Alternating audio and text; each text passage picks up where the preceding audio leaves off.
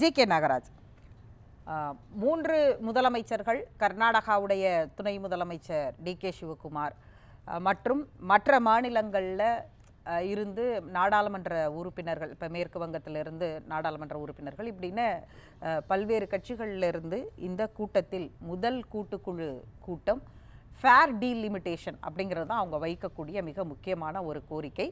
மத்திய அரசு இந்த கோரிக்கையை எப்படி பார்க்கிறது? அனைவருக்கும் வணக்கம். அண்ணன் இதயதுல்லா அவர்கள் அப்படியே எங்களுடைய மத்திய அரசின் மீது அப்படியே ஒரு கட்டமான விமர்சனத்தை வச்சாங்க. ஒரு பழமொழி உண்டு, கூரை ஏறி கோழி பிடிக்காதவன் வானம் ஏறி வைகுண்டம் போனானாம். தமிழ்நாட்டில் இருக்கிற பிரச்சனைகள் தீர்க்க வழி இல்லை. தலைக்கு மேல பல பிரச்சனைகள் இங்கே தொங்கிக் கொண்டிருக்கிறது. கொலை கொள்ளை தினமும், பாலியல் வன்கொடுமை தினமும், இல்லாத நாட்களே இல்லை என்கின்ற அளவுக்கு தமிழ்நாட்டில் நிலைமை மோசமாக இருக்கிறது. ஒரு பக்கம் பழைய ஓய்வூதியம் கேட்டு அரசு ஊழியர்களுடைய போராட்டம், கடுமையான நஷ்டத்தில் இயங்கக்கூடிய போக்குவரத்து நிறுவனங்கள், அரசுடைய பல நிறுவனங்கள், மின்சார வாரியம் உட்பட. இன்னொரு பக்கம் கணக்கற்ற விவசாயிகளுடைய பிரச்சனை. இதையெல்லாம் விட்டுட்டு 2026 மக்கள் தொகை சட்டத்தினுடைய அந்த சாசன விதிக்கு உடனடியாக நாங்கள் அதை தூக்கி பிடித்து அதை சரி செய்ய போகிறோம் என்று கர்நாடகாவுக்கு போறது, கேரளாவுக்கு போறது, பஞ்சாபுக்கு போறது, இப்படி எல்லா பகுதிகளுக்கும் சென்று ஏற்கனவே இந்தி கூட்டணியில 50 ஆண்டு காலம் இந்த இந்திய நாட்டை ஆட்சி செய்தவர்கள், கூட்டணியா அறக்குறைய 60 ஆண்டு காலம் இந்திய நாட்டை ஆட்சி செய்தவர்கள் எல்லாம் ஒன்று சேர்ந்து ஐயோ அநீதி நடக்குது, வடக்கு தெற்கு என்று பிரிக்கப்படுகிறது, தென் மாநிலங்களுக்கெல்லாம் ஆபத்து அப்படின்னு சொல்லிட்டு, அது என்னன்னா பயங்கரமான ஒரு விஷயம். நம்முடைய முதலமைச்சர் சொல்றது, அதிக குழந்தைகளை பெற்றுக் கொள்ளுங்கள். திடீர்னு இப்போ உபதேசம், அவரும் துணை முதலமைச்சரும். 2வது 2056 வரை தொகுதி மறுசீரமைப்பை மத்திய அரசு தவிர்க்க வேண்டும், இன்னும் 30 வருஷத்துக்கு தவிர்க்க வேண்டும் அப்படிங்கிற ஒரு கோரிக்கை வேற வச்சுக்கிட்டு, இது ஏற்கனவே இந்த கோரிக்கை அவர் சொல்லிட்டார், மறுபடியும் எல்லாம் எது கூப்பிடுறாருன்னு தெரியல. இப்படி ஒரு நாடகம், அரசியல் நாடகம் இங்கே நடந்து கொண்டிருக்கிறது. எனக்கு தெரிய காவிரி பிரச்சனை வந்தப்போ, டெல்டா பகுதிகளில் கடுமையான வறட்சி நிலவியப்போ, நெல் உற்பத்தி பாதிக்கப்பட்டப்போ, விவசாயிகள் தற்கொலை செய்து கொண்டப்போ நாங்க கேட்டோம், கர்நாடகாவில் உங்களுடைய இந்திய கூட்டணியுடைய அங்கமாக இருக்கின்ற காங்கிரஸ் ஆட்சி செய்கிறது, முதலமைச்சரே சட்டமன்றத்தில் ஒரு தீர்மானம் போடுங்க, நேரடியாக நீங்க அங்க போய் அவங்ககிட்ட தண்ணீரை திறந்து விட சொல்லி கேளுங்கள் என்றெல்லாம் சொல்லிய பொழுது அதை பற்றி எல்லளவும் கவலைப்படவில்லை. இவர் கேரளா போனார், பினராயி விஜயன் நிலத்தில் சென்று உண்டு உணவருந்தி விருந்து கொண்டெல்லாம் பண்ணார். அப்ப கூட நாங்க சொன்னோம், முல்லை பெரியாறு 5 மாவட்டங்கள் தமிழகத்தில் நம்ம நீங்க சொன்ன ஒண்ணா பேசுவோம். முதல்ல இது இப்போ ஒரு அரசியல் நாடகம் அப்படின்றீங்க. நீங்கள் தமிழ்நாட்டுடைய பிரச்சனைகள் என்னென்ன இருக்குங்கிறத பட்டியலிட்டீங்க. அது எல்லாமே இங்கே இருக்கக்கூடிய பிரச்சனைகள் தான், அதில் எந்த மாற்று கருத்தும் இல்லை. அதாவது பாலியல் பலாத்காரங்கள் இந்தியா முழுவதும் நடைபெறுகிறது, தமிழ்நாட்டிலும் நடைபெறுகிறது. பெண்களுக்கான பாதுகாப்பு அச்சுறுத்தல் இந்தியா முழுவதும் இருக்கிறது, தமிழ்நாட்டிலும் இருக்கிறது. இது எல்லா இடத்திலும் பேசுபொருளாக வேண்டுமா என்றால் கண்டிப்பாக பேசுபொருளாக வேண்டும். அதே நேரத்தில் இந்த டீலிமிட்டேஷன் நாங்கள் பண்ணலை, தொகுதி மறுசீரமைப்பை பற்றி கவலையே பட தேவையில்லை, ஏன் புதுசாக ஒரு பிரச்சனையை கிளப்புறீங்க அப்படின்னு மத்திய உள்துறை அமைச்சர், அதாவது முதல் நாள் இப்படியான அனைத்து கட்சி கூட்டத்தில் ஒரு தீர்மானம் நிறைவேற்றப்படுகிறது, அடுத்த நாள் மத்திய உள்துறை அமைச்சர் சென்னை வருகிறார், தமிழகம் வருகிறார், தமிழ்நாட்டில் பேசும்போது இது தேவையற்ற பிரச்சனை, இதை நீங்கள் காது கொடுக்க தேவையில்லை, இந்த அரசு திசை திருப்ப பார்க்கிறது அப்படியெல்லாம் அவர் சொல்லவே இல்லை. அவர் சொன்னது, உங்களுக்கு ஒரு இடம் கூட குறையாது, அதிகரிக்க வாய்ப்பு இருக்கிறது அப்படின்னு சொல்றார். சரி, குறிப்பாக நமக்கு இன்னும் அதிக இடம் கிடைக்கும் என்றால் அது எப்படி கிடைக்கும், அது எந்த அர்த்தத்தில் உள்துறை அமைச்சருடைய கருத்து தான் இங்க மிக முக்கியமானது. ஏனென்றால் மத்திய அரசு கூறுகிற கருத்து தான் இது மத்திய அரசால் மட்டும்தான் செய்ய முடியும். அப்ப அதை தெளிவுபடுத்த வேண்டிய இடத்தில் தான் நீங்கள் எல்லாம் இருக்கிறீர்கள், அல்லது மத்திய அரசு நாடாளுமன்றத்தில் தெளிவுபடுத்தி இருக்க வேண்டும். உள்துறை அமைச்சர் ரியாக்ட் பண்ணது சரியா தப்பா, அல்லது நாடாளுமன்றத்தில் ஏன் இது விவாத பொருளுக்கு தனி தீர்மானம் கொண்டு வந்த போது மக்களவையிலும் கொண்டு வரப்பட்டது, மாநிலங்களவையிலும் கொண்டு வரப்பட்டது, ஏன் எடுத்துக்கொள்ளப்படவில்லை அப்படின்றது ரொம்ப முக்கியமான கேள்வி இல்லையா? அரசியல் சாசன சட்டம் என்ன சொல்லுகிறதுனா, மக்களுக்குள்ளே அதிகாரம் எங்கு மக்கள் எண்ணிக்கை அதிகம் இருக்கிறதோ ஜனநாயக பிரதிநிதித்துவம் என்னைக்கும் அதிகம் அப்படிங்கிறது அரசியல் சாசன சட்டம் சொல்லுகிறார். இந்திய கூட்டணி பிரச்சாரத்துல ராகுல் காந்தி பேசுறார், எவ்வளவு மக்கள் தொகையோ அவ்வளவு உரிமைகள், ஜித்னே அபாதி உத்னி ஹக் அப்படின்னு அவரு ஹிந்தியில சொல்றாரு. உடனடியாக எங்களுடைய பாரத பிரதமர் நரேந்திர மோடி அவர்கள் சொல்றாங்க, மக்கள் தொகையை கட்டுப்படுத்திய மாநிலங்களுக்கு உரிய மரியாதை இருக்கிறது, அதையும் கவனத்தில் வைத்துக் கொண்டுதான் நாம் பேச வேண்டும். அன்னைக்கே தெளிவா சொல்லிட்டாங்க. அமித்ஷா அவர்கள் வந்து சொல்றப்போ விகிதாச்சார அடிப்படையில் கொடுக்கப்படும் தமிழ்நாட்டில் தொகுதிகள் குறையாதுங்கிறதையும் தெளிவா சொல்றாங்க. அப்படி இருக்கின்ற பொழுது 8 தொகுதிகள் குறைந்து விடும் என்று முதலமைச்சர் எதன் அடிப்படையில் சொன்னாரு? குறைஞ்சிரும்னு சொல்றது மட்டும் இல்ல, ஐயோ தமிழ்நாடு தன் உரிமையை இழந்து விட்டது அப்படின்ட்டு கூப்பாடு போட்டது மட்டுமல்லாம உடனடியாக இந்த மாநிலங்களெல்லாம் சென்று அந்த கூட்டத்தை கூட்ட வேண்டிய அவசியம் என்ன? யார் சொன்னா உங்களுக்கு 8 தொகுதி குறையும்னு?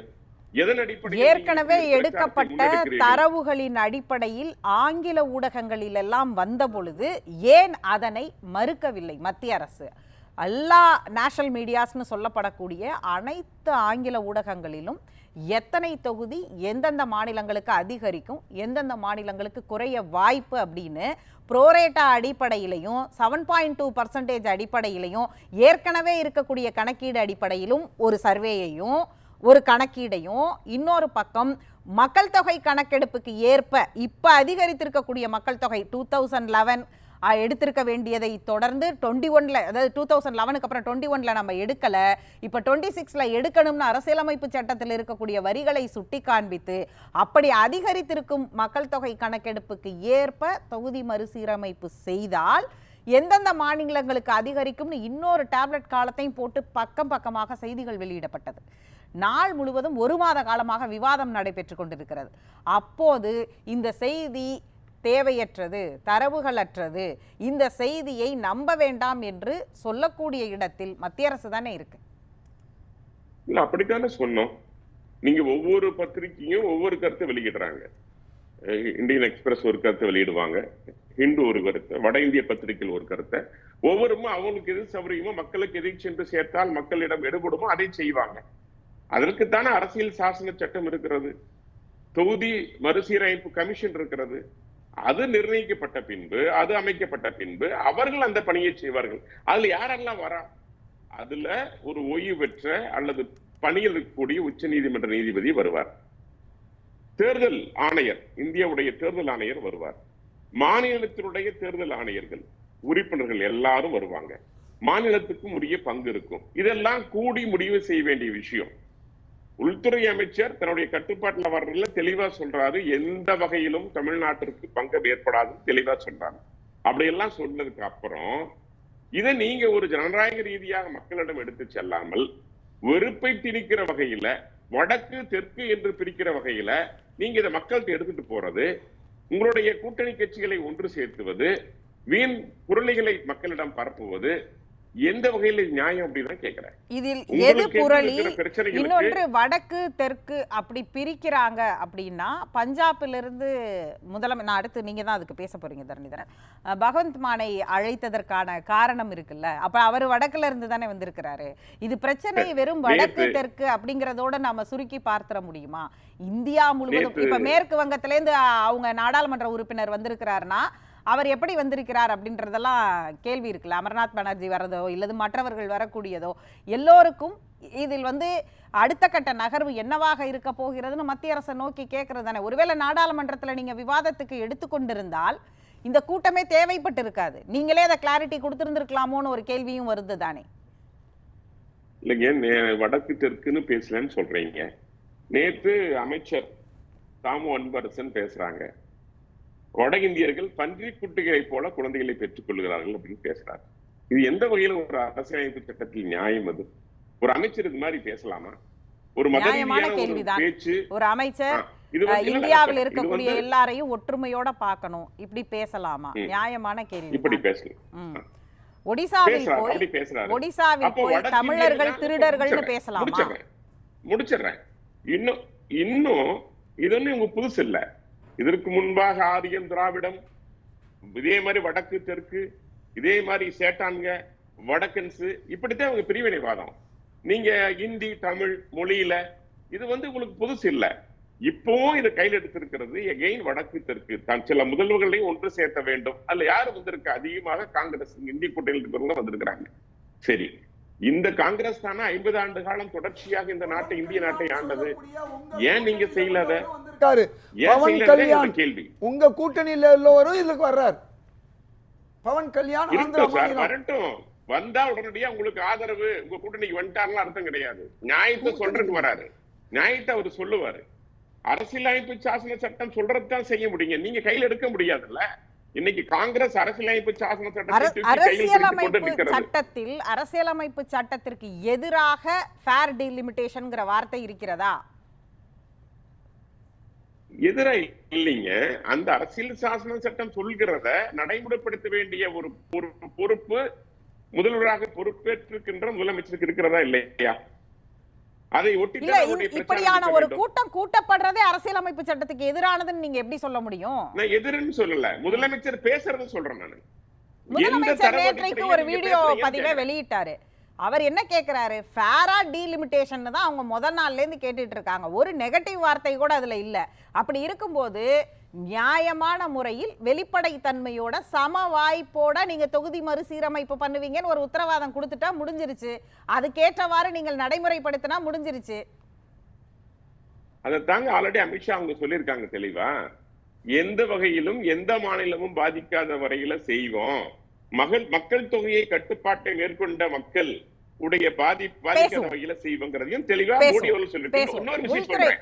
நம்ம இதயத்துல்லா அவர்கள் ஒரே அந்த இதயத்துல்லா அவர்கள் சொன்னாங்க, மக்கள் தொகையை வந்து தமிழ்நாட்டு மக்கள் கட்டுப்படுத்தினாங்க, தென்னிந்தியா கட்டுப்படுத்தது. ஐயா நீங்க செய்யலீங்க ஐயா. மக்கள் தொகை கட்டுப்பாடு இங்க கல்வி அதிகம், விலை அதிகம். அதே போல சுகாதாரம், மருத்துவம் விலை அதிகம். நிறைய குழந்தைகளை பெற்றுக்கொண்டால் மக்களால் செலவு செய்ய முடியாது என்று தங்களுக்கு தாங்களே குடும்ப கட்டுப்பாடை ஏற்படுத்திக் கொண்டார்கள் தமிழ்நாட்டு மக்கள். அதை நீங்க ஞாபகம் வச்சு, ஏதோ நாய்க்கு 15 லட்சம் நாய் பெரிய நாய்க்கு சரியா செய்ய முடியாது. மத்திய அரசு போடப்பட்ட அந்த 25 ஆண்டுகளுக்கான திட்டங்கள்லாம் என்ன சொல்லுது? அது யார் காலகட்டத்தில் போடப்பட்டது?